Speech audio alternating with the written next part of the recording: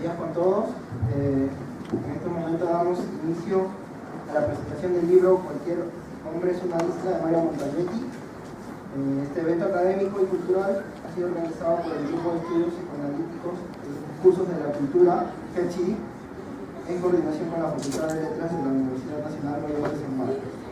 Esta mañana contamos con la presencia del lingüista y poeta Mario Montalbetti para dialogar sobre el libro en mención y además resaltamos que el libro ha sido publicado por el Fondo de Cultura Económica. Además, en la mesa nos acompaña Karen Calle y Marcos Mondoñedo, quienes son miembros del Grupo de Estudio Psicoanalítico de los Discursos de la Cultura. Para precisar la dinámica del conversatorio, en primer lugar tomará la palabra Marcos Mondoñedo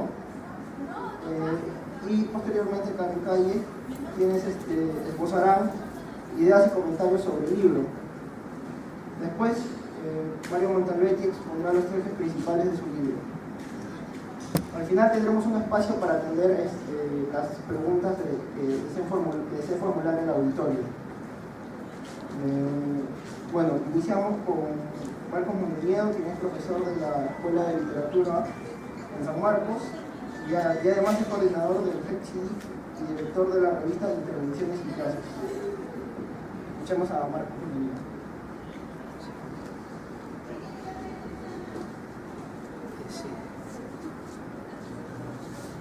Muchas gracias. Bueno, me gustaría iniciar esta conversación haciendo explícitas las circunstancias, o lo que yo creo que son las circunstancias que hicieron posible el que estemos hoy aquí. Me refiero a la aparición de la revista Intervenciones y Trazos, que surgió con un propósito simple: observar críticamente los discursos de la cultura. Creo que pese a ser un objetivo simple, es al mismo tiempo muy incómodo, de un modo que el profesor Montalbetti indica en uno de sus ensayos, llamado El futuro de las humanidades, cuando sostiene que, cito, una palabra crítica es decir, una palabra que discierne ya no es requerida. Solo así es posible que emerja una nueva clase de consumidores del arte, los ahora llamados coleccionistas, que no hacen sino, en palabras de Baudrillard, consumir literalmente el hecho de no entender nada y de que no hay necesidad alguna de entender algo. Es decir, en ese polémico marco dentro del cual la palabra que discierne ya no es requerida, la revista virtual Intervenciones y Trazos del GEPSIDIC decidió hacer de su nombre una declaración de sus intenciones: intervenir de modo crítico y sin ser requeridos dentro del campo del análisis del discurso, intentando dejar trazos o marcas de esa operación. A partir de esta decisión hemos obtenido una serie de respuestas de muy diverso calibre. Una de ellas, la que más nos ha gustado, es la presencia de Mario Montalbetti, quien con motivo de la presentación de su libro Cualquier hombre es una isla, ensayos y pretextos, conversará con nosotros.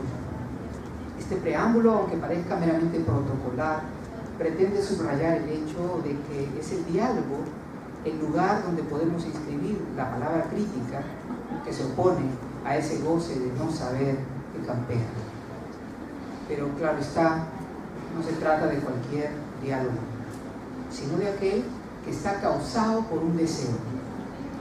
Siendo siempre singular, este deseo debe pasar por el universo de sentido que le es pertinente, por el marco del gran otro. Y la Facultad de Letras de la Universidad de San Marcos, en un momento de cambios hacia su reinstitucionalización, es ese marco. Quiero pensar que es sobre la base de actividades como esta que los cambios deben producirse, más allá de los procesos administrativos que, aunque inevitables, son o deberían ser solo instrumentos. Sin embargo, es posible pensar que el profesor Montalbetti estaría solo relativamente de acuerdo con esto último, con la necesidad de los procesos administrativos en la universidad. En su ensayo Humanismo a la letra, ubica 4 momentos urbanos de la historia de la universidad. El momento clásico de los sofistas, el momento amurallado de la Edad Media, el de la ciudad universitaria y finalmente el de la universidad trivial. Este recorrido está marcado por una presencia cada vez más determinante de los administradores burocráticos y por una atenuación de la importancia del profesor hasta casi convertirlo en un obstáculo. El último momento, el de la universidad trivial, sería el más determinado por, y cito, lo predecible, lo mensurable, lo controlable sin resto. De lo que se trata en ella es de la transformación casi inmediata de todo lo que produce la universidad en los términos de bienes de consumo para la sociedad. Paradójica, escandalosamente, Mario Montalbetti sostiene que el futuro de las humanidades es el de, cito, pensar lo que no sirve, lo que no es útil, lo que no puede transformarse en insumo. Esto me hace recordar a Gerald Wachman en El objeto del siglo, cuando afirma que el sujeto surge allí en el defecto de la producción en serie. Hay un sujeto, dice él, cuando hay un defecto en el objeto. Y pone el ejemplo de una caja de castañas confitadas que podría llegar hasta nosotros con algún defecto de más, con alguna castaña de menos, para lo cual existe un número adosado en el empaque y que ubica en el taller al responsable de ese error. Cuando no hay error, cuando no hay residuo inútil, podemos olvidar al trabajador detrás del producto. Se trata básicamente de que la subjetividad, desde la perspectiva psicoanalítica, es una instancia radicalmente resistente a toda adaptación, a todo intento de convertirlo en una sustancia infinitamente maleable. En este sentido, la universidad trivial, la que pretende controlarlo todo sin dejar resto, es una que presupone como fundamento de sus operaciones el aplastamiento del sujeto, por oposición a este afán cada vez más gravitante. El psicoanálisis, pero también el futuro de las humanidades, según el profesor Montalbetti, debe recuperar al sujeto. Es, en este sentido, en esta relación entre el psicoanálisis y los intereses de un investigador dentro del campo de las humanidades, que podemos destacar, entre otros, que podemos destacar en los ensayos de cualquier hombre de una isla, una relación constante entre el residuo y un autor. Destacaré en esta ocasión el análisis que expone en el artículo Ante un cuadro de Lasso. En él se observan tres personajes, una mujer negra, una muchacha india y un muchacho blanco reunidos para jugar las cartas. Un detalle del cuadro es puesto como carátula del libro.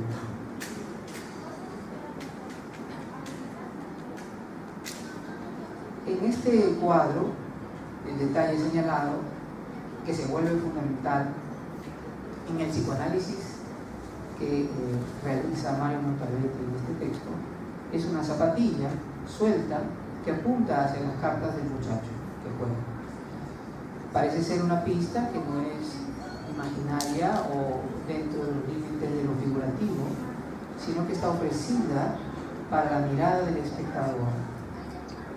A partir de una interpretación que subraya Mario Montalbetti, a saber que el juego de cartas representado sería un tresillo, surge la posibilidad de que la zapatilla sea una marca, un trazo, digamos, la de un jugador que ya no está, citándolo, una ausencia en el imaginario y también una falta en el simbólico.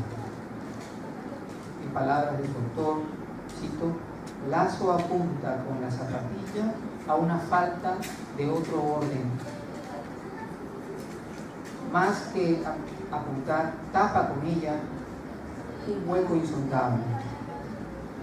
No algo que se ha perdido en simbólico, ni algo que falta en el imaginario, sino algo que el simbólico excluye para obtener consistencia. Fin de cita. Se trataría entonces de que a través de ese detalle, un residuo, una ruptura en la estasis, el sujeto, autor, inscrito en el cuadro, es ubicable como una decisión, la de pintar lo imposible, no la desigualdad perdida, como dicen los críticos que barajan interpretaciones sobre este cuadro de Lasso, sino su imposibilidad constitutiva del orden simbólico. Para citarlo,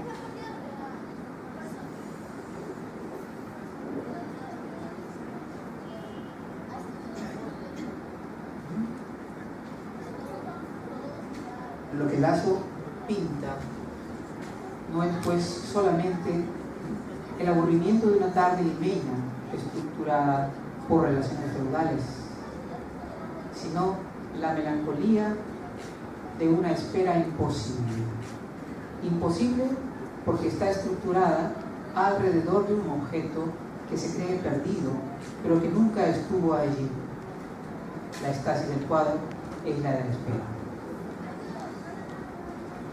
Este es uno de los varios casos en los que podemos ver en qué consiste esta relación entre el sujeto recuperado por el análisis, el sujeto inscrito en el discurso,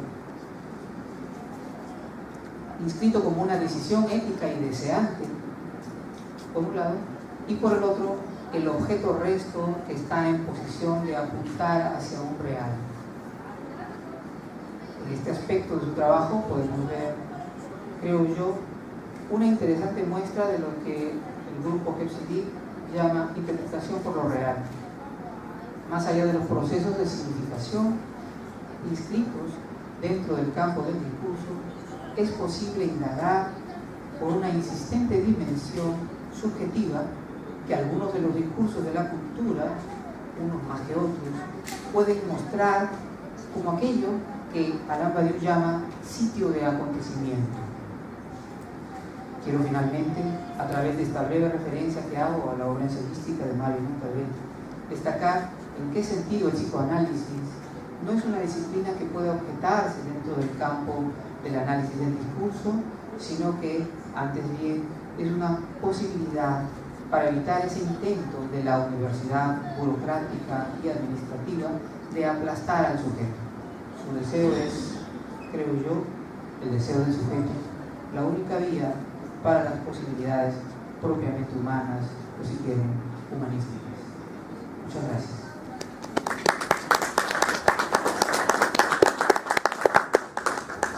Agradecemos la participación de Marcos Montañedo. A continuación será el turno de Karen Calle, quien es egresada de la Escuela de Literatura de la Facultad de Letras. Además es coautora de la primera publicación del libro llamado Lo que no cesa de no escribirse, publicado por Dedo Crítico Editores, y también es redactora de la revista virtual Intervenciones y Trazos. Escuchamos a Karen Calle.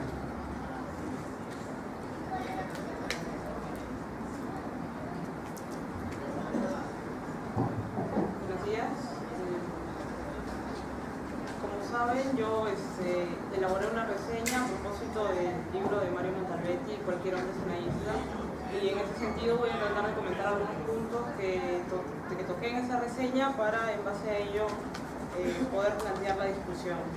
Entonces, en términos generales es conveniente quizás empezar señalando cuáles son esa orientación o esos temas que se abordan dentro del libro de Mario Montalbetti y por qué razón han suscitado nuestro interés, ¿no es cierto? Por un lado, desde la perspectiva del título, ¿no es cierto? Directamente nos alude a esta sensación o a esta impresión de aislamiento del hombre respecto con la sociedad, pero hay un aislamiento que no se trata o que no consiste únicamente en una falta de vínculo que se da, digamos, respecto del orden simbólico, sino que esta está precisamente por estar inmersos en el orden simbólico, precisamente por estar atravesados por el lenguaje, es que se hace o que se produce esta falta de relación entre nosotros, entre los seres humanos, ¿cierto? Por ejemplo, dice Mario Montalbetti, ¿no? La única forma de estar solo es en sociedad. El hombre solo puede aislarse, es decir,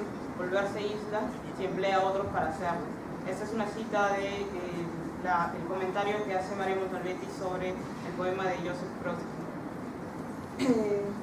A su vez es interesante también considerar el siguiente punto, que es aquel que se refiere a los ensayos a modo de pretexto, ¿no es cierto? ¿A qué nos referimos con ensayos a modo de pretextos? Ellos consisten precisamente en abordar diversos temas, tomándolos casi como excusa o como modo de inicio de reflexión para un tema que es el que atraviesa en realidad todos los ensayos de este libro, que es el tema del lenguaje, ¿no es cierto? El lenguaje en relación con la subjetividad. Y es esa una de las posibilidades probablemente más interesantes que ofrece el psicoanálisis. El hecho de concebir a la subjetividad no solamente, no como una garantía anterior a la emergencia del discurso, sino más bien como el resultado del esbozo de un discurso. La subjetividad o el sujeto es el resultante del discurso, y esa posibilidad, esa relación entre el sujeto y el lenguaje es aquella que llama la atención, que llamó la atención, me parece, de los análisis de Mario Montalbetti, y que también llamó mi atención para hacer el análisis o el comentario. En ese sentido, y en general, voy a tratar de comentar algunos de los ensayos. Uno de ellos es aquel que está dentro de la literatura como pretexto, que es el poema en defensa del poema como aberración significante, ¿no es cierto? Que es uno de los más extensos, junto con el de aquel sobre el cuadro de Lazo, y en ese está una de las ideas, creo, centrales que organiza muchos de los análisis que realiza Mario Montalbetti, que es aquel de la representación persiana, ¿no es cierto? Donde tenemos la idea de que hay un representamen que es una cosa que está por algo, para alguien en algún aspecto o capacidad. Esta idea de representación es aquella que, en la que encontramos, digamos, una distancia a partir de la diferencia entre representaciones cerradas y representaciones abiertas, en la cual las representaciones cerradas son aquellas donde lo representado y la representación se encuentran en un vínculo relativamente próximo, mientras que las representaciones abiertas son aquellas en las cuales no es posible establecer una relación directa o efectiva entre la representación y lo representado, y es por ello que lo representado se nos presenta siempre como una incógnita, dado que no podemos alcanzar nunca, a pesar de los esfuerzos, esa X que se plantea, digamos, como incógnita. Es por eso que esa representación pierciana es tomada para identificarla desde la perspectiva ya orientado hacia el psicoanálisis, por ejemplo, señala que si bien hay una representación, en esa representación está involucrado un sujeto, y el sujeto es el que agrega el sentido entre esa distancia que se puede dar entre la representación y lo representado. El sujeto es aquel que desea o que quiere que haya sentido, y es por ello que esa distancia se puede marcar en la diferencia entre más amplia o más reducida, de acuerdo con el sentido que le añade el sujeto, ¿no es cierto? El sentido no es algo que esté dado, que esté garantizado en la representación, sino es algo que aporta una subjetividad determinada. Entonces, el sentido es además no una fosilización, no un significado ya fosilizado, sino precisamente una dirección. Creo que esa idea es muy importante para la discusión, porque la idea de sentido como dirección es aquello que se permite o se sucede como un flujo constante, ¿no es cierto? Como una deriva que no tiene término, y que por lo tanto solamente podemos concebirla casi como, según el esquema que habíamos visto en el grafo del deseo, como una continuidad en la que siempre nosotros estamos poniendo el punto, estamos surciendo, digamos, significaciones, pero no están dadas por sí mismas, las relaciones no están ya establecidas. Sin embargo, hay algo que agrega Mario Montalbetti en este ensayo, y es que justamente hay una oposición entre sentido y signo, desde su perspectiva, el sentido es posible, cito, el sentido es posible solamente si no se forma signo, pero el sujeto no es otra cosa que aquello que quiere formar signo. En ese sentido, este enunciado, a propósito de los poemas o de la poesía, que es una defensa, como señala, del verso en relación con el poema o en relación con los intentos de totalizar, intentos o proyectos totalizantes, y de esta manera identifica tanto a la lengua como al Estado-Nación, etcétera, y todas estas representaciones que intentan plantearse como unidades sin falta o sin falla. Por oposición a ellas tendríamos estas representaciones abiertas, que serían las representaciones artísticas o las representaciones de los poemas, en las cuales no encontraríamos un signo ya fosilizado, no encontraríamos un significado ya establecido, sino solamente un sentido ofrecido que delata, digamos, la posición de un autor determinado. Señala, por ejemplo, en este mismo ensayo, cito: el poema crea en la unidad, en el todo, en un cuerpo entero, integrado, completo. Por otro lado, los versos aborrecen la unidad, son esencialmente autónomos, independientes y no responden muy bien al acoso de los perros pastores. En ese sentido, frente a esa imagen del poema como una totalidad cerrada, así como lo serían el Estado-Nación, etc., los versos mostrarían ese carácter de resto siempre indomesticado.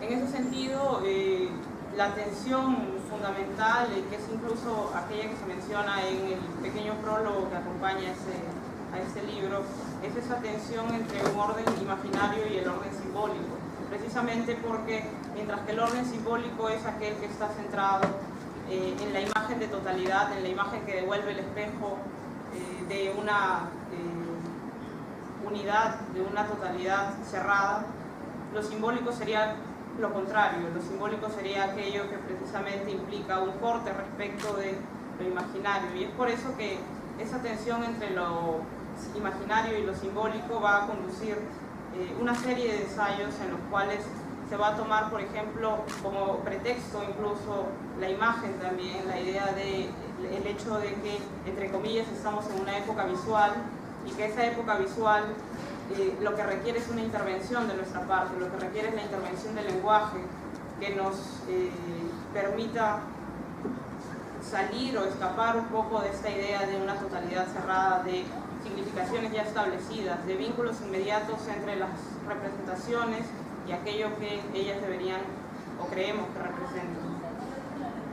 En ese sentido, podríamos observar también cuál es uno de los fundamentos que se observa en otro de los ensayos, que es un ensayo que no es un ensayo de análisis, sino es más bien un comentario acerca de El Nuevo Romeo de Jacques Lacan, que es Crisis Borromea, donde se presenta la idea de que tomando el Nuevo Romeo esbozado por Lacan en esta unión de tres figuras cerradas, de tres figuras que son el orden simbólico, el orden imaginario y lo real, ya no serían propiamente figuras cerradas, sino de que solamente el orden imaginario, precisamente por lo que se acaba de mencionar, porque el orden imaginario se concibe precisamente como una unidad cerrada. A diferencia de esta, tanto lo simbólico como lo real serían círculos u órdenes abiertos. En ese sentido, esa topología lacaniana es replanteada, digamos, desde la perspectiva de Montalbetti, y tanto lo simbólico como lo real se dibujan en ese gráfico con líneas punteadas que delatarían su carácter abierto, lo cual tiene una serie de consecuencias, de las cuales las más importantes de reseñar y que nos van a permitir observar las repercusiones que tiene estas consecuencias en el resto de discursos, son, por ejemplo, las siguientes. El nudo borromeo, como acabo de mencionar, está integrado por el imaginario y el simbólico. El real aparece específicamente como una excrescencia del simbólico. Por lo tanto, todo despliegue simbólico genera un pliegue real. 2. El simbólico es dinámico, tiene una dirección, mientras que el imaginario es estático. 3. Ningún goce se realiza a espaldas del simbólico, a diferencia de lo que ocurre en el esquema original, donde el goce se realiza excluyendo al orden simbólico. este punto es importante porque la diferencia que se marca es precisamente aquella en la cual no hay un goce posible que excluya el orden simbólico, no es así, sino que todo goce en ese sentido está o es dependiente de un orden simbólico. ¿De qué manera se da esta relación? ¿De qué manera todo goce depende del orden simbólico? Sería ese uno de los puntos a discusión, precisamente en relación con el comentario que se había hecho sobre el análisis del cuadro de Lazo, y precisamente porque hay algo importante, creo, en la estructura del libro, o al menos importante de comentar, que es el hecho de que me parece por lo menos que hay distintas posiciones a lo largo del libro. No se trata de una sola concepción del goce ni de una sola concepción de lo real, sino de que hay, precisamente por ser la reunión de ensayos que se han tratado a lo largo de los años, parece operaciones disímiles en cierto sentido, o algunas diferencias. Por ejemplo, esta idea de que ningún goce se realiza a espaldas del simbólico, en relación con el cuadro sobre Lazo y en relación con algunos otros textos en los cuales más bien este goce lo que realiza es precisamente mostrar el carácter insuficiente del orden simbólico, por oposición a al ensayo que estaba comentando precisamente sobre el poema o el verso como una operación del orden simbólico respecto del orden imaginario, lo cual tendría como resultado de esa tensión un resto que sería un resto de goce.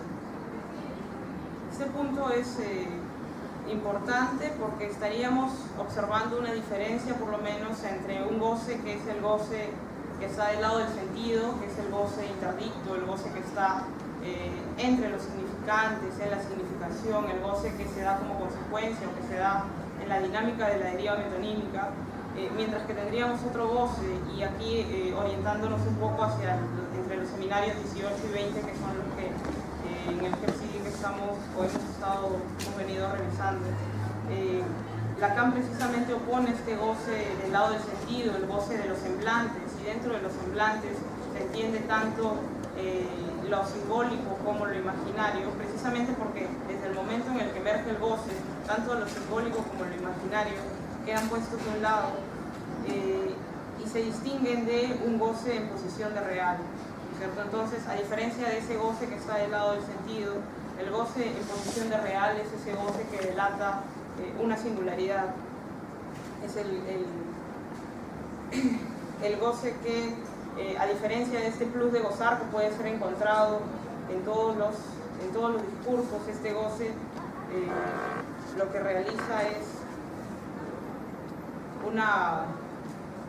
pone en crisis la significación del lado del orden simbólico, como se ha señalado previamente.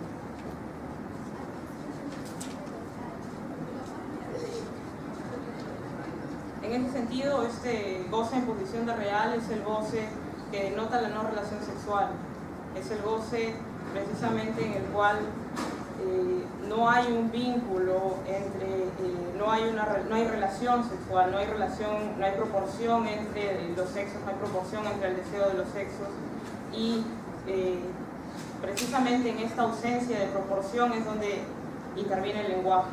Es precisamente por el lenguaje que, a diferencia de las relaciones en el campo de, digamos, en relación con lo humano respecto del campo de los animales, es que se da esta posibilidad de la singularidad. Y esa singularidad es también una consecuencia de una apuesta por un discurso que se aboque a este goce real, y no solamente al goce proveniente de los semblantes, precisamente porque el sentido es aquello que es infinito y es, al ser entendido como dirección, es algo inagotable. Como sabemos, la semiosis es ilimitada. Por lo tanto, sería conveniente observar hasta qué punto esta deriva, esta semiosis, este sentido que fluye de una manera constante e infinita e inagotable puede ser detenido, y de qué manera podemos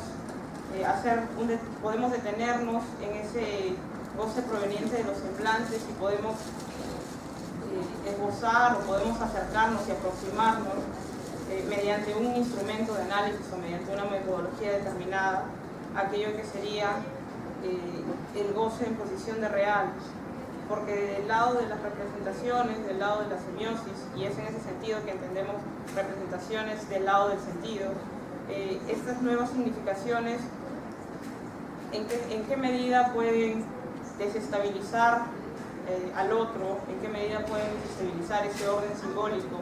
¿O en qué medida pueden solamente desestabilizarlo momentáneamente y luego el orden simbólico recuperar su cariz estable e incluso salir fortalecido de ese pequeño remecimiento que se da, como por ejemplo habíamos observado con estas significaciones que en un momento son rechazadas, que habíamos visto en la lógica, por ejemplo, a la altura del seminario 5, la idea de que las significaciones en el momento en el que no se aceptan, pasan por un primer momento en el que no se aceptan y luego posteriormente el gran otro, precisamente reafirmando su condición de poder, admite esas significaciones, las admite como posibles de ser incluidas, y por lo tanto ese momento de desestabilización del orden simbólico es solamente momentáneo, no es permanente, y por lo tanto sería interesante ver en qué medida el discurso poético desde esta perspectiva o el discurso artístico en términos generales o los discursos de la cultura pueden precisamente oponerse a esta deriva metonímica del sentido. Es importante también señalar que no se trata, por ejemplo, simplemente de oponer los semblantes u oponer el orden simbólico y el orden imaginario a lo real, como si lo real fuese un inefable o como si lo real fuese aquello de lo cual no se puede hacer ninguna mención y que por lo tanto no establece ningún tipo de relación entre lo real y lo simbólico, sino de que precisamente es a partir de las fallas que emergen dentro de lo simbólico en relación con lo real, es que podemos no simplemente funcionar como desengañados respecto de los semblantes, como aquellos que ya poseen una posición en la cual simplemente están completamente ajenos a los semblantes y creer poder evitarlos, sino más bien de servirnos de los semblantes, ¿no es cierto? De que exactamente en la medida en que uno se sirve de los semblantes, y servirse de ellos es también servirse del otro, es también usar al otro, no es ya pedirle una concesión, sino precisamente es autorizarse a sí mismo frente a este otro en relación con la apertura de un camino hacia lo real, en el cual se marque, si bien hay una relación entre estos órdenes y lo real, se marca esa diferencia radical entre un orden y otro. Entonces, desde esa perspectiva, la propuesta de Mario Montalbetti en términos de, podemos verla tanto en términos de la interpretación por el sentido, que sería esa interpretación que está del lado de lo estético hermenéutico, eso quiere decir que observa sobre todo los procesos de significación que se dan en un determinado discurso, como se puede ver en varios de estos ensayos, pero también hay una dimensión que asoma, o que hay una dimensión que también se presenta, y a eso me refería cuando decía que hay diversas posiciones a lo largo de estos ensayos, que es la dimensión ético-psicoanalítica, que es la pregunta por la subjetividad y que es precisamente aquella que nos convoca a nosotros desde el psicoanálisis, que es aquella que tiene que ver con la relación entre el sujeto y el lenguaje. Desde esta perspectiva se trata de apuntar aquello que se encuentra más allá del sentido, pero que está necesariamente implicado en los procesos de significación. En ese sentido, esta consecuencia de la crisis borromea, que es aquella del apéndice aquella en la cual se concibe lo real como un apéndice de lo simbólico, donde habría que precisar o precisamente establecer la conversación, me parece, en torno a cuál puede ser la relación que se establezca precisamente en dirección hacia lo real, cuáles las posibilidades que tiene una subjetividad para no quedarse simplemente en el flujo del semblante, en el flujo del sentido, que siempre va a ser infinito, y poder intervenir precisamente, poder realizar una operación dentro de estos discursos, de modo que emerja un real que es aquel de la no relación, que es el real, el goce real y no el goce del sentido. Eso sería en general algunos de los primeros puntos, pero creo que sería conveniente poder establecer el diálogo en base a estos primeros puntos para que se plantee la idea de una conversación precisamente. Entonces, hasta este punto llego.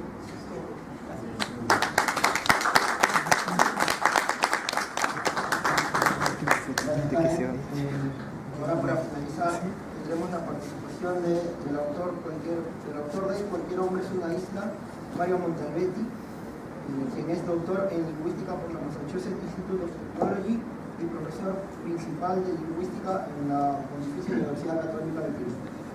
Escuchemos a Mario Montalbetti. Buenos días. Quiero agradecer primero la hospitalidad del CEPSIDIC, en especial de Marcos y de su grupo, por esta invitación. Quiero agradecer también a Karen y a Marcos por el detallado análisis que han hecho del texto. Y es curioso, pero la hospitalidad que me da San Marcos es envidiable en relación a la que me da mi propia casa de estudios. Mi relación con San Marcos comienza en los años 70, cuando yo y un grupo de estudiantes de lingüística nos escapábamos del Fondo Pando, nos veníamos caminando a escuchar las clases de Antonio Cisneros en los 70, unas clases memorables sobre literatura inglesa. Y fui honrado porque San Marcos fue el primer lugar que pirateó Perro Negro, cosa que me enorgullece.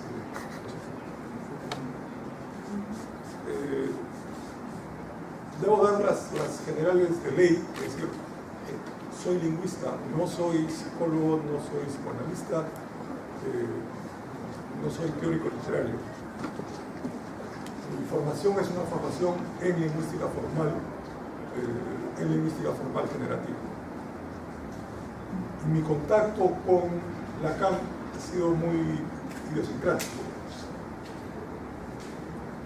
Comenzó en el año 1999, cuando un colega mío, cuando yo trabajaba en la Universidad de Arizona, en los Estados Unidos, un Pitamber Polsani de la India, un especialista en siglo XIX, me dijo: ha salido traducido al inglés el seminario 20 de Lacan. ¿Por qué no lo leemos? De hecho, fue mi primera compra en Amazon. Yo dudaba, pero en fin, lo encargamos, trajimos el libro y comenzamos a leerlo.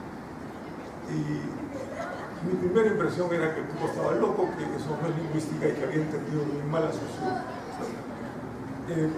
todo un año me llevó a encontrar mi error fundamental, que al contrario, que la lectura que había hecho Lacan era sumamente interesante y era una de las, probablemente la mejor relectura que se haya hecho del curso de lingüística general. Y desde entonces comencé a leer por mi cuenta, es decir, no tengo brevete oficial de lacaniano, no hago psicoanálisis y en el fondo la mente de las otras personas me aburre muchísimo, no quiero decir nada sobre ellas, pero el análisis del lenguaje que hace Lacan siempre me pareció fascinante. Y lo he empleado a mi manera en una serie de análisis que hago sobre textos lingüísticos o en general productos culturales de los seres humanos.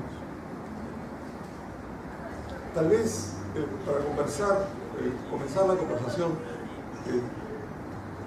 podríamos regresar a la vieja imagen de dos personas que excavan túneles en lados opuestos de una montaña. Y preguntarnos si es que estamos cavando desde lados opuestos, si estamos cavando del mismo lado o si inclusive se trata de la misma montaña. Estoy convencido de que sí, de que tenemos una preocupación por el lenguaje en muchas de sus manifestaciones y que excavamos como podemos en el lenguaje. Que si nos encontramos sería fantástico y si no nos encontramos también sería fantástico. Y esto lo digo porque alguna vez jugué con la idea, creo que está un poco en el ambiente, de que vivimos en una época visual. Y yo creo que es un error ahora decir que vivimos en una época visual. Vivimos en una época que se llama capitalismo, que es bastante más explícito que si es visual o si no es visual, etc. Y hay una serie de ideas del filósofo alemán oriental Boris Groys que creo que vienen muy a pelo en este momento.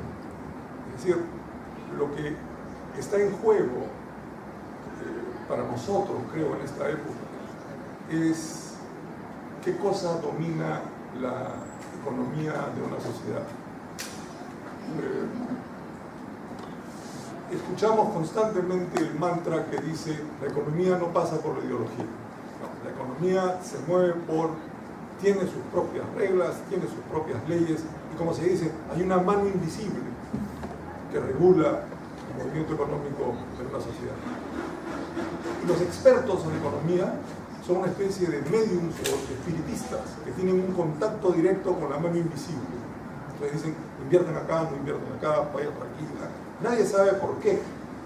Inclusive el dato más claro de todo esto es que el grado mayor de un economista no es doctor, ni PhD, ni magíster, ni nada, sino gurú. Cuando ustedes invitan a un economista, si viene un economista, ese es un gurú en economía. Y gurú en economía quiere decir que nadie sabe cómo sabe lo que sabe. Es una especie de medium con la mano invisible. Y luego, cuando aparece el despelote y aparece el gran desastre económico, recurren, una vez más en el gran discurso de los economistas, recurren a las metáforas de catástrofes naturales, un tsunami, o terremoto económico, o un vendaval, o una tormenta, es decir, algo contra lo cual los seres humanos no pueden hacer nada. O sea, la economía es vista como una especie de cosa autónoma que hace su cosa por su cuenta, y nosotros nos las arreglamos. Para que esto ocurra, y este es el punto de Groys que me parece sumamente interesante, para que esto ocurra, para que no ocurra lo contrario, y lo contrario es, no, la ideología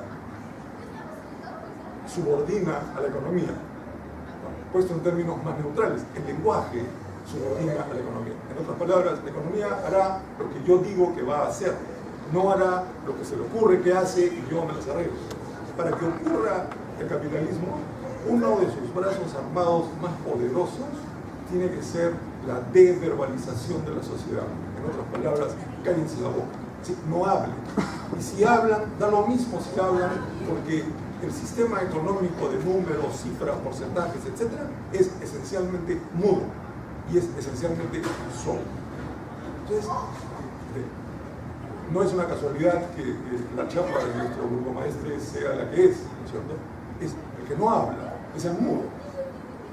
¿Por qué? Porque el sistema del capital es un sistema que no habla, que no produce discurso. Y creo que en eso la ética que viene con todas estas ideas es que debemos reverbalizar a la sociedad. Debemos regresar al punto en que el lenguaje es indispensable para la subjetividad de los seres humanos. No las palabras, el lenguaje, porque la salida por la puerta falsa es decir, no, pero si tenemos un montón de palabras, terrorismo, seguridad del Estado, inclusión, bienestar, eso no es lenguaje, eso es como tirar piedras, ¿no es cierto? Lo que se necesita es la articulación de un discurso. Y el discurso se articula articulando palabras, no simplemente lanzándolas como si fueran piedras al resto.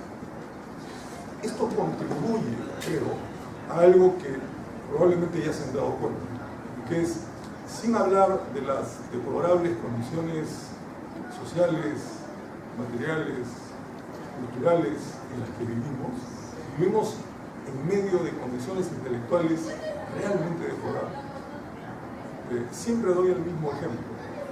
En la Feria del Libro de Buenos Aires invitaron, en medio de una crisis económica espantosa, invitaron a Paul Auster y al Premio Nobel Coetzee. Nosotros, en medio de un boom económico, nunca nos ha ido tan bien. En la Feria del Libro el año pasado o antepasado invitamos a Pedrito Suárez Verde, que acababa de escribir un libro sobre autoayuda, no sé qué cosa. El punto es, en efecto, debemos reconocer que vivimos en medio de condiciones intelectuales, por no hablar de las morales o las otras, realmente inaceptables. Y que me alegra muchísimo que iniciativas como la de Marcos y la de FECIDIC ocurran, es decir, medios en los cuales se analiza el discurso, y no solamente se analiza, sino que se promueve el discurso. Regreso a la línea principal. Mi relación con Lacan es, como he dicho, idiosincrática. He agarrado lo que he entendido, nadie me lo ha enseñado en cierto sentido, y entonces, claro, produzco una serie de errores terribles. Karen ha sido sumamente benévola en esconderlos. Y entonces, en efecto, como soy un lingüista y un lingüista que se topa con la cosa lacaniana, lo que me interesa es el análisis del lenguaje lacaniano, entonces tengo una predilección y una inclinación natural por el sistema simbólico, cómo funciona el sistema simbólico lacaniano. Entonces, me gusta mucho la idea de que, por ejemplo, los significados no sean parte del sistema simbólico, son enviados al imaginario, tal como dice en el escenario 3, por ejemplo. O me gusta mucho la idea de que este sistema simbólico, que se desprende de la estructura negativa saussuriana, de donde saca Lacan su idea central de ese 2, digamos. Me gusta mucho que esto produzca una especie de resto insimbolizable, que es lo que yo rápidamente identifico como real. ¿Okay? No es así, pero esta es la perspectiva que yo he adoptado. Y entonces, mi idea es que siempre, gracias a esta especie de teorema lacaniano que Lacan deduce del sistema negativo de la langue saussuriana, es decir, el menos uno, siempre falta uno, esa falta le da viada al simbólico. Esa falta, esta especie de elemento que a veces se llama éxtimo, ¿no es cierto?, que es de una gran intimidad, pero que queda fuera del sistema por no ser diferencial, por no ser negativo, etc. Esa estructura es la estructura que a mí me parece la más fructífera para lo que yo hago. A eso se acomoda, en mi visión, los otros dos órdenes. Yo no tengo ni manejo una teoría del inconsciente ni la estructura psíquica, sino puramente del lenguaje. Y ese es uno de mis huecos, por así decirlo. Pero, entonces, no me gusta hablar de lo real. Lo menciono, pero no hablo de lo real, porque mi impresión, y esto es puramente mía, es que cualquier cosa que yo diga o que cualquiera diga sobre lo real va a terminar siendo imaginario. Que sí tengo esta especie de prurito de mejor no hablo, sino simplemente digo hay una flecha, tal vez por ahí va lo real, lo que fuera. Sin embargo, Karen tiene razón cuando dice que en todos estos ensayos hay varios Montalbetti que están pensando, es decir, los primeros no piensan lo mismo que los últimos. Y me quedo con el último, que es el de Brodsky, que Karen reconoce, me da mucho gusto, que sí es el que más se acerca a una cierta consideración de lo real, cuando parezco sugerir que lo que hay que hacer, o lo que hace el explorador polar, es abandonar el simbólico. no hay salvación por medio del simbolismo, que lo que hay que hacer es escribir, lo que sale es manchas, es tinta, se acaba el espacio, se acaba el tiempo. Esa percepción de mi lectura del poema de Brodsky me gusta, ¿okay?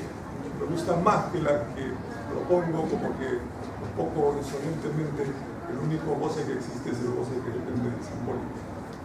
Tal vez eso sea cierto para mí, pero digamos, no deberíamos generalizarlo universalmente. Confieso, sin embargo, que como lingüista, la teoría del menos uno lacaniana me produce dolores de cabeza. Quiero decir, hay mañanas en las que me levanto y digo, claro que hay menos uno. Y eso, y hay mañanas en las que me levanto y digo, pero ¿por qué tiene que haber menos uno? ¿Dónde está la prueba de que un sistema negativo tiene que faltarle algo? Y ahora pido ayuda, porque yo no lo he encontrado en ningún texto de Lacan. O sea, simplemente se dice que tiene que faltar algo. Yo he esbozado una prueba y cada vez me convenzo más de que mi prueba puramente pedagógica no funciona muy bien. Pero me interesa muchísimo este desarrollo de la falta, que es absolutamente fundamental en las teorías lacanianas en general y me parece sumamente fructífero en las teorías lingüísticas que tenemos. Claro que falta algo, pero la pregunta es si es que lo que falta es trivial o no. En otras palabras, hay un sentido en que yo puedo analizar el menos uno, el que siempre hay algo que no puede ser expresado, como el sistema del semáforo. Imaginemos un semáforo estructural perfecto, tendría una sola luz, ¿no es cierto? Si la luz está encendida, se detienen, si la luz está apagada, pasa. Lo único que se necesita es encendido, apagado. Una aplicación del menos uno sería, si la luz está encendida, no puede aparecer la luz apagada. Sí, pero así funciona el semáforo. Es decir, es absolutamente trivial la observación. O si está apagada, no puede estar encendida. Palabras, no pueden darse los dos estados de la diferencia, entendiendo ahora la estructura como un sistema de diferencias puras a la socióloga. La diferencia no puede darse simultáneamente. Lo que hacen los lenguajes naturales es una trampita, ¿no es cierto? La trampita es, ok, tenemos fácil y tenemos no fácil. Esta es la oposición. Si tienes fácil, no puedes tener no fácil. Si tienes no fácil, no puedes tener fácil. Entonces, ¿qué hacemos? A no fácil le ponemos un término positivo, le decimos difícil. Entonces la oposición ya no es diferencial, la oposición es positiva entre fácil y difícil. Y eso permite una de las grandes figuras retóricas que existe, que es lo que se llama el mitotes. En otras palabras, ¿qué tal el examen? No es difícil. En lugar de decir que es fácil o que es un poco fácil, etc. No voy a seguir con esto. Mi punto es, sí, uno de los temas de conversación que sí me gustaría hablar sería realmente la posición del menos uno, de la resta, del éxtimo. No porque no sea una buena idea, creo que es una idea excelente y cuando se aplica a una serie de cosas, a lecturas de poemas, a lecturas de obras de arte, etc., funciona muy bien, sino cómo realmente se deduce formalmente la existencia del menos uno.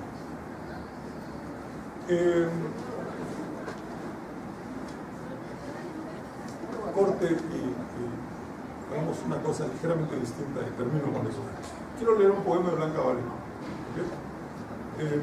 Porque creo que este poema expresa algo que es muy parecido a lo que he estado tratando de expresar. El poema es corto, como casi todos los de Blanca, es el tercer poema de Concierto Animal, de 1999. El poema es el siguiente: mi cabeza, como una gran canasta, lleva su peso. Deja pasar el agua mi cabeza. Mi cabeza dentro de otra cabeza y más adentro aún la no mía cabeza. Mi cabeza llena de agua de rumores y ruinas, seca sus negras cavidades bajo un sol semivivo. Mi cabeza, en el más crudo invierno, dentro de otra cabeza, retorna. Primera reacción, lindo, gran poema, etc. Es absolutamente contradictorio. Mi cabeza lleva su pesca, deja pasar el agua, y después habla de su cabeza, está llena de agua y de rumores. En la misma cabeza, cuántas cabezas hay, etc. Si no tienen nada que hacer a la noche leando, y se darán cuenta de que el juego es sumamente interesante. Yo quiero llamar la atención sobre otra cosa. El poema comienza con un símil, con una comparación. Mi cabeza, como una gran canasta, lleva su pesca. ¿Cómo lleva su pesca una gran canasta? La gran canasta lleva su pesca conteniendo la pesca y dejando pasar el agua. Ok, fantástico. Jean-Claude Milner ha notado algo sumamente interesante sobre la comparación, sobre el símil. Yo puedo decir, puedo citarlo, lo tengo acá. Dice, designar al león como el rey de los animales tiene sentido si y solamente si el león no es un rey. Decir de mi cabeza que es como una gran canasta tiene sentido solamente si mi cabeza no es una canasta. Si mi cabeza es una canasta, el símil no funciona. Los símiles son universales, pero funcionan solamente si cuando digo X es como B, X no es B. ¿Okay? Y esto es claro y todos lo sabemos. ¿Cómo aplica eso Blanca a su poema? Lo hace de una manera absolutamente extraordinaria. Y lo que quiero decir es lo siguiente.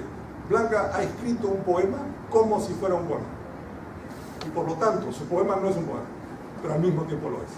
Eso es lo que ha hecho en 58 palabras, 8 de las cuales es la palabra cabeza, por un cierto mérito. La clave de esto, creo, es el antepenúltimo verso, que dice, mi cabeza en el más crudo invierno. No debemos permitirle a una poeta de la estatura de Blanca Varela que diga que el invierno es crudo. Eso se lo permitimos a nuestros hijos, a los chicos que están aprendiendo creación literaria y que dicen la oscura noche y el crudo invierno. El crudo invierno debería estar prohibido, como las puestas de sol en las películas, porque es el motivo retórico más trillado que existe. O sea, ¿cómo es el invierno? Crudo. Y Blanca Varela, en 1999, cuando ya era, dice, el crudo invierno no puede ser, uno se molesta, a menos que, por supuesto, lo haya hecho adrede.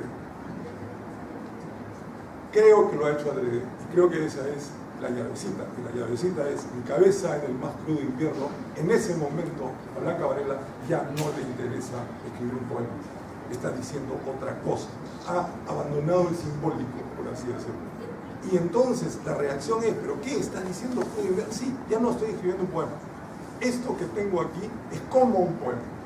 Y si es como un poema, la ley del símil se aplica. Si una cabeza es como una cabeza no es una canasta. Si un poema es como un poema, deja de ser un poema. Y al mismo tiempo lo es. Creo que parte de la absoluta genialidad de Blanca Varela, a quien no se le ha dado el bombo que merece, en análisis, si ustedes buscan quién ha escrito sobre Blanca Varela, pero no Vargas Llosa diciendo, uy, qué bien, no, sino que quién ha escrito sobre el discurso, sobre el lenguaje de Blanca Varela, es nadie. Sin embargo, creo que produce este tipo de joyitas de la cual podríamos conversar. Por ejemplo, la no mía cabeza, eso es agramatical en castellano en este momento, pero hace eco con el mío sí, es decir, con una forma absolutamente arcaica. Esta última cabeza es la cabeza más arcaica, casi la reptilínea, digamos. Hay muchas cosas, no voy a seguir con esto, pero creo que sí, que hay, y engancho con lo que decía sobre Brodsky, que hay una tendencia en mí de que hay que abandonar el simbólico, pero al mismo tiempo tengo la creencia absolutamente contradictoria con la primera, o paradojal, de que vivimos en una época en que lo último que deberíamos hacer es abandonar el simbólico. Al contrario, proponer que los mecanismos del orden simbólico, los mecanismos lingüísticos, se apliquen masivamente en nuestra sociedad, que hablemos lo que nos pasa, que analicemos nuestros discursos y que la lingüística terminará siendo, pero el último refugio en contra del capitalismo. Es decir, la lingüística es el último punto en el cual no dicen hablen, analicemos lo que hablamos y ¡pum! Cayó el mazazo y desaparecemos todos. Pero creo que esas frases, esas ideas de Groys son sumamente interesantes en este mismo contexto. No voy a decir nada más para ver si hay un poco más de tiempo para la conversación, para el debate, para las preguntas. Y les agradezco nuevamente el estar acá y a ustedes la invitación. Gracias.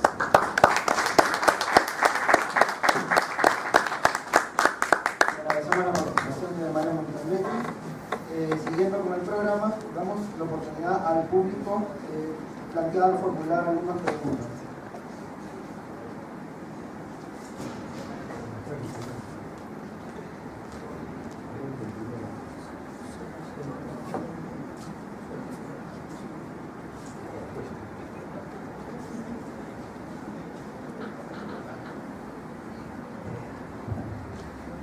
Creo que lo que señala justamente a propósito de esta idea aparentemente contradictoria de, por un lado, abandonar el simbólico, pero a su vez tampoco se trata de abandonar el simbólico, de abandonar el lenguaje por el riesgo precisamente de quedarnos simplemente en estas imágenes, digamos, totalizantes, donde no hay absolutamente ninguna falla.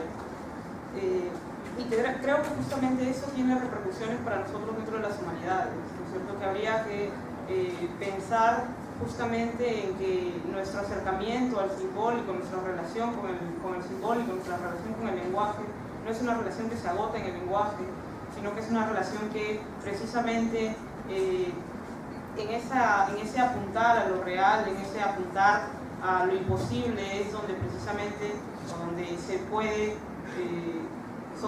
donde puede sostenerse una posición ética, ¿no? Que es, creo por lo menos, aquello que nos convoca a nosotros, ¿no es cierto? Tomar una posición o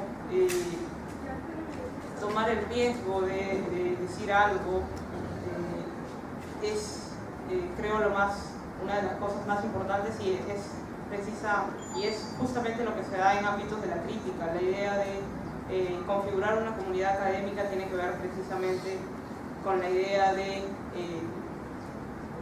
estar dentro de lo simbólico. Evidentemente estamos enmarcados en lo simbólico, eso es dado para nosotros, es prácticamente imposible no estarlo, a menos que fuésemos góticos probablemente, pero siempre hay un apuntar hacia lo real, un apuntar hacia aquello que no puede decirse precisamente, aquello que no cesa de no estar, ¿no? Aquello que todo discurso permanece como lo que sostiene el discurso, pero de una manera en la que funciona como una suerte de centro ausente del discurso. Y en ese sentido, creo que tanto la lingüística como el psicoanálisis o cierta perspectiva del psicoanálisis, no aquella que se queda en las dimensiones del goce solamente como tal, sino precisamente aquella que puede orientarse hacia lo real, también reivindicando o precisando un deseo de parte del sujeto.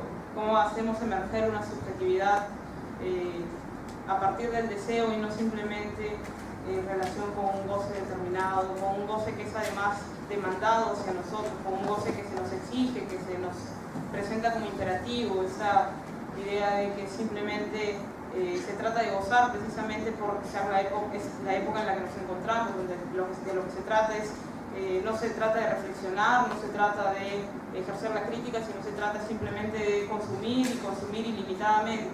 Y en ese sentido hay un flujo del mercado, es ese flujo infinito del mercado que es el flujo en el cual nosotros simplemente funcionamos como consumidores de determinados productos, e incluso los productos culturales parecen ser vistos de esa manera hasta ahora, ¿no? Entonces, o sobre todo en este momento, y en ese sentido es es importante intervenir en los discursos, no simplemente permitir el flujo incesante, sino sobre todo intervenir mediante estas operaciones de corte, que son aquellas que nos permite la perspectiva del psicoanálisis y que evidentemente están siempre enmarcadas en el orden simbólico en el que nos encontramos.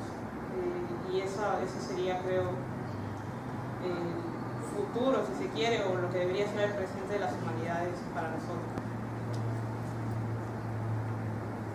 Sí, bueno, una cosa más antes de pasar a alguna pregunta o alguna respuesta, ¿no? Porque el profesor Mario Montalbetti nos ha hecho una pregunta, y Karen evidentemente ha intentado también, ¿no?, responderla, y creo que en el mismo sentido yo lo haría, ¿no? Cuando el profesor Montalbetti alude precisamente a esa tendencia, ¿no?, que él siente de un poco abandonar lo simbólico, pero al mismo tiempo, ¿no?, pero al mismo tiempo la necesidad de recuperar lo simbólico, porque es allí un recinto de resistencia contra el capitalismo, podríamos decirlo así. Ese doble movimiento del sujeto, ¿no?, en el sentido lacaniano, Mario Montalbetti demuestra, ¿no es cierto?, en el propio acto de sus palabras, en qué sentido no es trivial y está ahí la falta, como el barramiento de la S, que es el tema del sujeto según Lacan, ¿no? En ese ir y venir entre querer abandonar y al mismo tiempo querer conservar el discurso, allí un sujeto, ¿no es cierto?, se pronuncia como un sujeto de ese discurso. Entonces, yo creo que más o menos va la cosa por allí, ¿no? Efectivamente no es algo que sea, digamos, pertinente dentro del campo de las pruebas formales, la demostración de la falta en el sentido lacaniano, ¿no es cierto? Es precisamente la intervención de lo que no es formal, ¿no es cierto?, de lo que es del orden de la existencia, ¿no?, del cuerpo, pero no en el sentido imaginario de volumen totalizado, sino el cuerpo en tanto que real, ¿no es cierto?, como una presencia insistente, ¿no es cierto? Esa dimensión real del cuerpo es lo que interviene en la formalización e impide que ella sea suficiente para demostrar algo como una falta, ¿no es cierto? Entonces, si fuésemos exclusivamente sujetos del lenguaje, ¿no es cierto?, no necesitaríamos, ¿no?, introducir este problema, el significante y sus mecanismos metafóricos y metonímicos que dice Lacan, por ejemplo, en la instancia de la letra que estamos leyendo justo los estudiantes de interpretación de textos ahora mismo. Si solo fuéramos sujetos del lenguaje, ¿no es cierto?, los procedimientos metafóricos y metonímicos serían suficientes, ¿no es cierto? Y entonces el gran otro, en el sentido de una totalidad sistemática, no tendría brecha. Pero como no somos sujetos del lenguaje, exclusivamente del lenguaje, es que debemos introducir, ¿no es cierto?, una paradoja, ¿no? Es decir, el sistema, la totalidad del gran otro siempre está entre la insuficiencia y la inconsistencia, ¿no es cierto? Esto proviene de las matemáticas, bueno, de la demostración que alude a Alain Badiou, ¿no es cierto?, a la paradoja de Russell en su ensayo, ¿no?, extraordinario, en serie del acontecimiento, ¿no? Es más que un ensayo, es un conjunto de meditaciones, ¿no es cierto? Y efectivamente, ¿no?, la paradoja de Russell demuestra, ¿no?, que no es posible hacer una totalidad, ¿no?, sin que esta totalidad deba excluir un elemento, ¿no?, fundamental. Pero dentro del campo del psicoanálisis, esto que está, digamos, siendo el agente o la causa, como diría Lacan, de esa incompletitud o esa inconsistencia, tiene que ver con lo que en su sistema se llama el objeto A, el objeto petit a, ¿no es cierto?, como un resto que no solamente es un resto en el sentido de algo que cae, ¿no?, como proveniente de la intervención de lo simbólico en los cuerpos que serán simbolizados por la cultura, sino de un real como interior, eso lo dice Lacan en el seminario 10, anterior a toda interiorización. Parece un juego de palabras, ¿no? El objeto A como causa es interior y al mismo tiempo es anterior a toda interiorización, ¿no? Es como si en el seminario 10 estuviera sosteniendo algo más del objeto A que simplemente un residuo que cae de los simbólicos. Es como una existencia, ¿no es cierto?, que en otros términos, que en otros desarrollos, por ejemplo, en la posición del inconsciente, construye como una laminilla, llama, ¿no? La lamela, es esta cosa, ¿no?, biplana, absolutamente monstruosa, ¿no?, que es ubicua y que, ¿no es cierto?, que insiste en no ser asumida. Es como si fuese la sustancia química que corroe las estructuras de la nave espacial en la película Alien, ¿no? Este es un ejemplo de Gilles. Entonces, en ese sentido, ¿cierto?, yo esbozaría una respuesta ante la pregunta del profesor Montalbetti, ¿no? El -1 no es, desde el punto de vista psicoanalítico, algo que se puede esbozar desde la prueba formal, ¿no? Sino más bien que, digamos, deviene por el hecho de que no solo somos sujetos del lenguaje, sino que también hay una dimensión del cuerpo real que interviene en la significación. Pero ¿alguna otra respuesta o pregunta hay? Lo que tú has es una conexión, ¿no?, del sistema, del simbólico, con lo otro, pero también es un constituyente. No solamente un objeto que está para desorganizarlo, ¿no?, sino es un objeto que es fundamento y al mismo tiempo es elemento del sistema. Yo estaba pensando en lo siguiente acerca de la apuesta por el simbólico, ¿no? Quería más bien proponer una respuesta o proponer una pregunta. ¿De qué simbólico se está hablando? Porque los simbólicos siempre se piensa en el sistema, en la estructura, ¿no? Pero la academia en los últimos tiempos, seminarios, piensa en el simbólico de una manera totalmente distinta, no como fundamento de orden, no como sustento del sistema, sino más bien como una instancia de desorden. El lenguaje no ordena. Ya lo dice eso, creo que en el seminario 20. El lenguaje desordena. Si el lenguaje desordena, la apuesta por lo simbólico es la apuesta por el desorden. La apuesta por lo real más bien sería la apuesta por el orden. Lo real es una instancia regular, siempre regresa, que siempre retoma. Los escritos ya acá habla de que lo real se encuentra en las estaciones, en las situaciones cíclicas que se repiten, que están en los astros, en todo aquello que siempre está en su lugar. En cambio, lo simbólico es algo totalmente distinto. Lo simbólico no está nunca en su lugar, ¿no?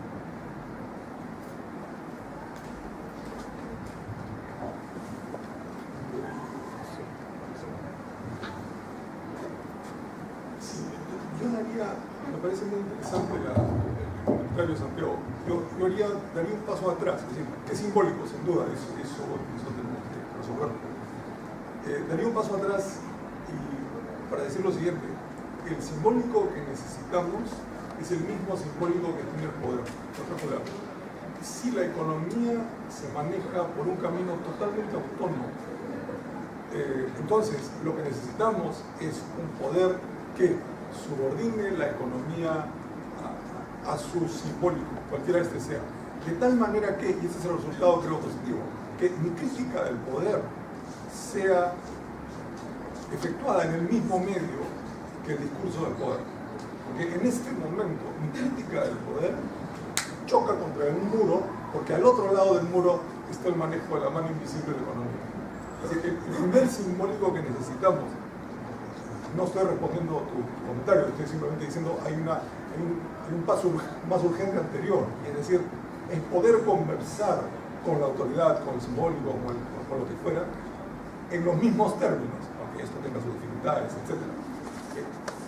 No frente a un poder que es invisible, que no habla, que es mudo, que no participa en absoluto, casi psicóticamente, del simbólico. Pero sin duda, luego tenemos que ponernos de acuerdo sobre estrategias del simbólico.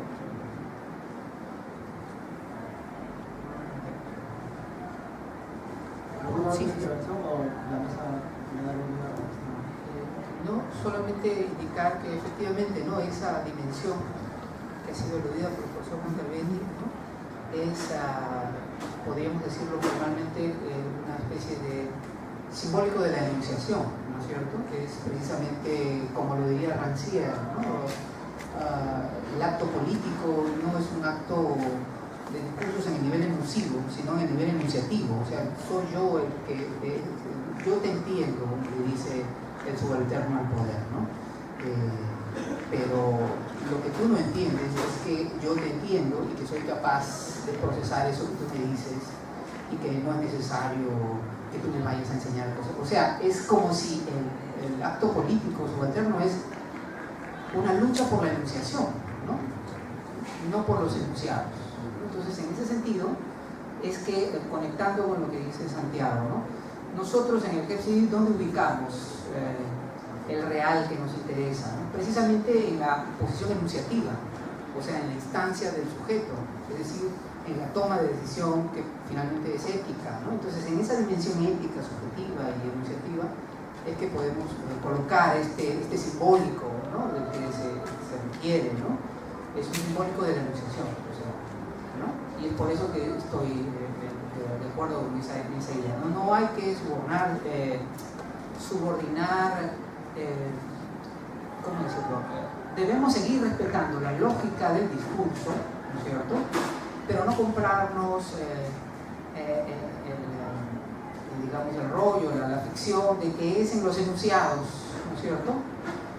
En lo enuncivo, en lo imaginario, en donde se protagoniza la esencia del discurso, sino en la enunciación, ¿no es cierto? En la instancia donde se ubica el sujeto. Básicamente eso, ¿no? Quería responder o continuar. ¿Alguna otra pregunta?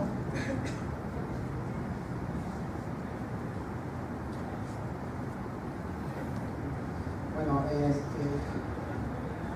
antes de dar por concluida la reunión, no podemos dejar de agradecer a Gabriela Olivo de Alba Medaño, quien es gerente general y directora del Fondo de Cultura Económica, por hacer posible esta reunión, y por supuesto también a la asistencia del público que esta mañana nos acompaña. Muchas gracias.